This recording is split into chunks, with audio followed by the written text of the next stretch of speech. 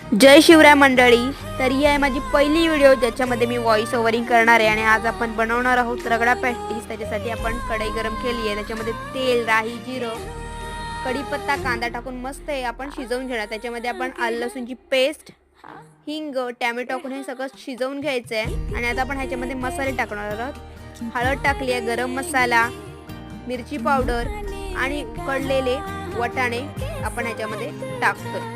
त्याच्यानंतर हे मस्त मिक्स करून त्याच्यामध्ये 1 चमच मीठ टाकून ह्याला मस्त 4-5 उकळ्या काढायच्या. त्याच्यानंतर एक साईडला आपण उकडवलेल्या बटाट्यामध्ये कॉर्नफ्लावर, गरम मसाला आणि हळद टाकून मीठ टाकून आपण याची मस्त टिक्की करणार आहोत, म्हणजे पॅटीस करणार आहोत. ते पॅटीस झाले की आपल्याला त्या पॅटीसना 2 साईडून शॅलो फ्राय करून घ्यायचे.